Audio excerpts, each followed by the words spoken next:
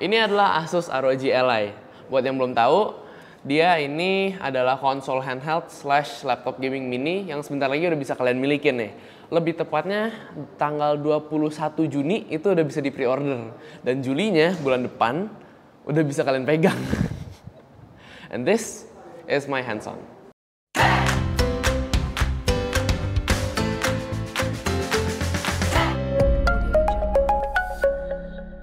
FYI, ini adalah hands-on gue.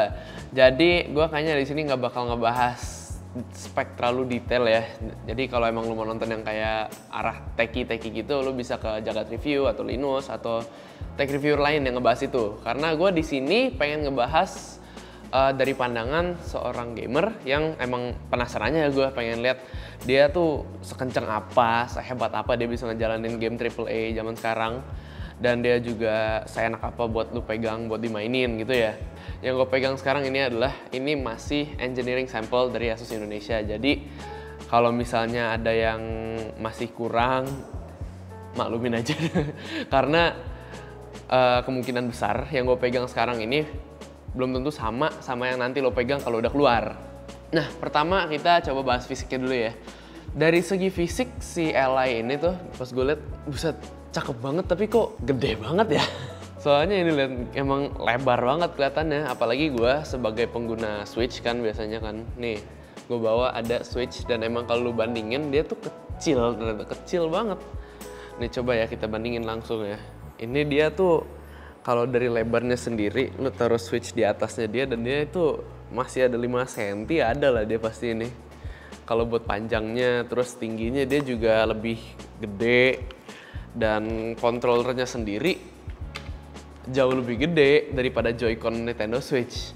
Kecuali lu emang kalau main di Switch lu pakai kayak Joy-Con tambahan add-on gitu yang beneran emang bikin gede. Kayak misalnya bokap gue tuh kalau main Nintendo Switch tuh pakai Joy-Con Adobe. Jadi itu tuh emang gede banget. Kayaknya kalau emang dibandingin sama itu, kalau Joy-Con yang kayak gitu emang mirip ya kayaknya. Soalnya dia feel-nya juga emang mirip banget sama kayak gitu. Ini juga ada gripnya gini.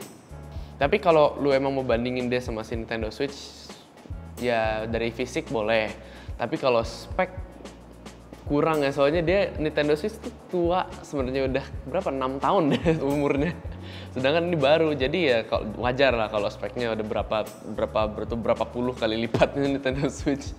Nah, untuk speknya kita bahas singkat aja guys ya. Jadi yang masuk ke Indonesia ada 2 versi, yaitu yang pertama prosesornya pakai Ryzen Z1, yang satu lagi Z1 Extreme. Nah, dua-duanya itu RAM-nya sama, yaitu 16 GB, itu unupgradable ya. Nah, untuk SSD-nya itu yang Z1 pakai 256 GB, yang Extreme 512 GB. Dan itu bisa di-upgrade. Oh ya, lupa gue bahas, si Ally ini dia tuh OS-nya udah pakai Windows 11 ya guys. Jadi kalau misalnya lo pengen bandingin dia sama Steam Deck gitu, susah karena Steam Deck itu dia masih pakai Steam OS. Dia soalnya lo emang terbatas di Steam doang, dan di Steam-nya pun walaupun banyak nggak semuanya bisa support di Steam OS. Sedangkan kalau di Windows, lu misalnya main game kebanyakan di Epic Games, lu banyak game gratisan di situ. Download game Epic lah. Lu main di Steam, download aja Steam-nya. Main di GOG ada. Lu misalnya langganan Game Pass, game-gamenya ya download juga di sini, bisa ada. Windows jauh lebih luas kalau lu mau main gamenya tuh ada semuanya di sini. Berarti kita pengen balik lagi kita ke tombol-tombolnya dia. Bisa dilihat si Ally ini dia tuh tombolnya layoutnya dia Xbox banget ya. Bisa lo lihat dari ABXY-nya sendiri itu juga udah sama. Penempatannya di pad analognya juga sama, itu di bawah, ini di atas. Dan apa? Oh iya, ini tombol apa sih, start select-nya atau options apa sih yang disebutnya ya, itu juga sama. Nah, ngomong-ngomong tombol tambahan, di sini dia juga ada, di belakang dia ada 2 tombol tambahan di bawah RT, LT. Dia di bawahnya ada M1 sama M2 dia nih guys. Yang bisa kalian program jadi tombol apa aja, lu mau jadiin shortcut, lu mau jadiin hotkey apa gitu, bisa lah, bisa. Dan di depan ini dia di bawah start sama select-nya ini dia tuh ada tombol Armory Crate di kanan, sama ada tombol command center-nya di kiri. Itu bakal kita bahas nanti di akhir habis ini. Dan di sekitar analognya lo bisa lihat dia di sini tuh ada RGB-nya yang sangat gaming banget kelihatannya ya. Yang bisa kalian pastinya bisa kalian custom warnanya, bisa dijadiin apa aja, bisa dipasin warnanya jadi apa, mau warna biru atau rainbow juga bisa. Sekarang gue pengen bahas juga ini tombol-tombol di atasnya dia ini. Jadi di atas ini dia ada tombol powernya yang bisa sekalian fingerprint sensor guys. Dan sebelahnya ini tombol volume up and down dengan sebelahnya USB Type-C buat charger. Dengan ini sebelahnya tuh ada slot lagi. Buat lo yang nggak tahu, ini tuh bisa buat masukin XG Mobile. Tapi itu kita bahasnya nanti aja ya. Terus di sini juga ada slot SD card dan jack. Speakernya di depan ya, ngebikin awalnya pas gue liat ini kok gede banget. Itu gara-gara ternyata di bawah sini tuh speaker 2 depan sini. Enak banget suaranya pas gue coba. Gila suaranya bisa berasa surround gitu ya. Dan di atas ini juga satu lagi adalah ada fan di atas ini. Nah oke, sekarang kita bahas ke OS sama softwarenya dulu ya guys ya. Jadi dia tuh kalau lo buka ini tuh pertama kali lo bakal lihat tuh pasti masuknya pertama ke Armoury Crate sini. Nah di sini adalah game library yang apapun yang lo download gamenya bakal nongol di sini nih. Kayak misalnya ini lo download ada Steam, di sini ada Xbox, Ubisoft, Epic. Nanti kalau lo download misalnya ada GOG juga bakal nongol di sini sama game-game yang lain yang lo download. Terus ada settingsnya juga yang bisa lo custom buat RGB, buat tombol-tombolnya, buat lightingnya, buat command centernya. Nanti ini pokoknya gue bahasnya nggak bakal terlalu dalam lah, ini gue juga kurang ngerti kadang. Kalau buat konten ini gallery, settings juga sistemnya, buat setting sistemnya ada di sini macem-macem lah. Buat platform-platform game lu. Satu lagi ini adalah yang tadi di kiri di sini adalah si command center. Nah ini yang lebih menarik karena ini buat semua yang belum bisa setting buat in game nanti. Nah pertama ini adalah di sini tuh ada operating mode-nya yang bisa lo setting. Pertama ini ada silent yang lebih apa ya, nggak nguras baterai ya.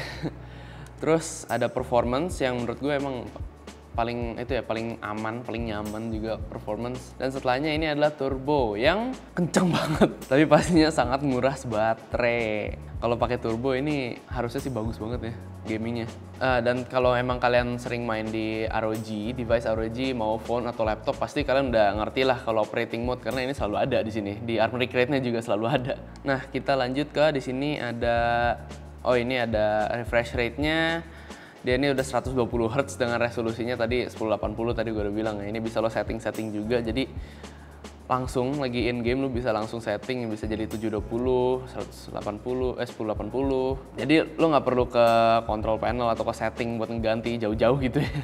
Bisa in game on the fly gitu, lo langsung ganti.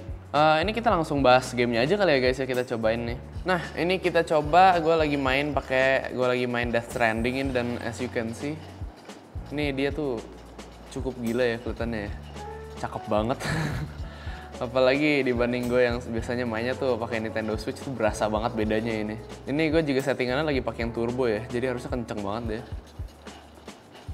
Oh ya, lagi ini gue juga sekarang lagi pakainya yang engineering sample ya. Jadi nggak bisa bahas FPS gitu karena ya belum pasti. Ini sih smooth banget sih kelihatannya sih. Soalnya emang di PC pun banyak PC yang nyobain main Death Stranding masih struggle ya, masih susah, masih berat gitu.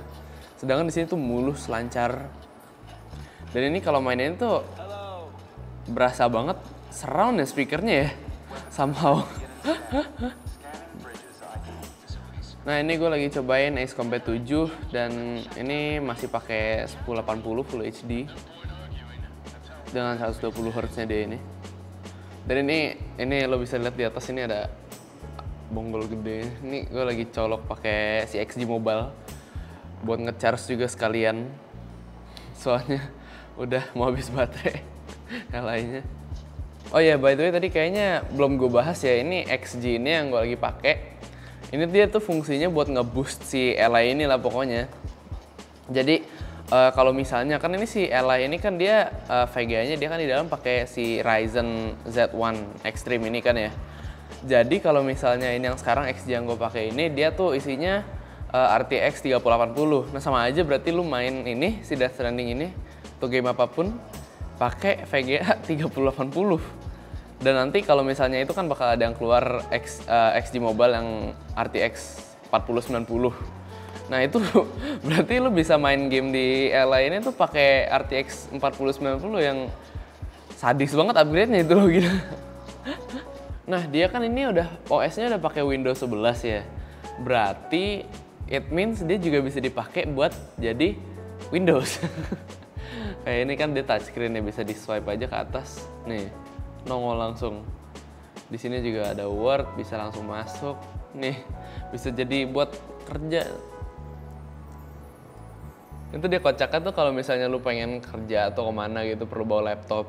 Lu mau bawa laptop tapi lu mau main game, lu bawa Nintendo Switch, kan jadi bawa 2 barang, berat, nambah.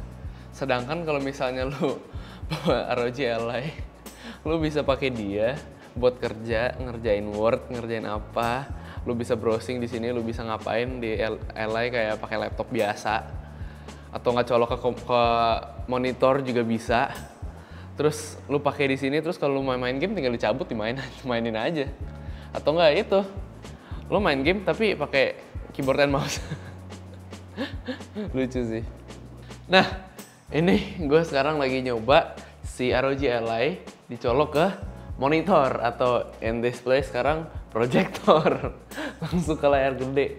Dan ini tuh gue main ini gila, ini masih smooth banget loh guys, mulus banget dia mainnya. Dan ini tuh keren banget guys, soalnya coba lu bayangin ini dia tuh kayak lu main PS5 tapi handheld. Jadi lu bisa baru pulang dari mana, lu bawa Ally, pulang-pulang lu colokin ke TV atau ke monitor tuh bisa. Dan lu langsung main kayak main PS5, itu kayak this is like lu main Nintendo Switch pakai game-game PC and better graphics gitu. Soalnya dia tuh grafiknya ya sekitar udah mirip lah sama PS5, ya pokoknya udah di atas PS4 lah dia ini udah. Dan kerennya lagi, kalau misalnya lu mau main game multiplayer, dia tuh bisa lu anggap kayak ya mati. Engineering sample, maaf nih guys, malumin aja dulu nih, goyang-goyang deh kabelnya. Jadi langsung kita lanjut aja. Jadi dia tuh kayak bisa kalau main multiplayer bisa lu anggap kayak lu main pakai Wii U. Kalau lu tahu Wii U, Nintendo Wii U, dia tuh jadi kayak lu bisa main di controller sini buat player 1 atau player 2-nya. Terus satunya lagi lu main di sininya, di Ally-nya atau di gamepad nih gini, lu main buat player 1, terus di controller player 2. Ini satu bisa ngeliatin layar kecil, satu ngeliatin layar gede. Keren banget kayak gitu. Ini kayaknya sih si ROG Ally ini tuh ke depan banyak banget bakal brand-brand yang ngikutin kayak gini sih. Gila, soalnya ini bener-bener apa ya, trendsetter banget sih. Si Ally ini gue sampai speechless. Nggak tahu gue mau apa, pokoknya dia keren banget. Udah dari desainnya, dari layarnya, fitur-fiturnya, semuanya ini gila sih si Ally ini. Dan kerennya lagi, ini dia juga bisa kalau misalnya lagi main game, tadi kayak gue bilang dia kan Windows. Swipe up, masuk ke Word. Langsung pindah. Bentar. Nah ini bentar lagi dibuka. Mana ya? Nah ini dia. Tinggal dipasang keyboard. Waduh terang juga ya. Keyboard. Bisa kita ketik-ketik lagi. Terus ini dia juga, lu bisa dari sini bisa lu buka lagi ke Edge atau ke browser, buka YouTube, bisa buka Netflix juga, tapi di sini belum ada ya kayaknya. Lu tuh bisa bener-bener tinggal segampang itu dari main game. Lu bisa main apapun, terus bisa jadiin kayak laptop atau komputer biasa aja udah. Terus connect ke TV, udah jadi deh. Itu deh guys hands-on gue untuk ROG Ally. Nah ini baru ada perubahan juga nih. Jadi ternyata si Ally yang Z1 dia tuh 512 juga SSD-nya.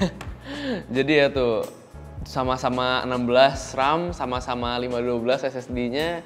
Yang beda itu cuman di Z1 sama Z1 Extreme, prosesornya doang yang beda. Dan untuk harganya sendiri, yang Z1 itu harganya 10.099.000.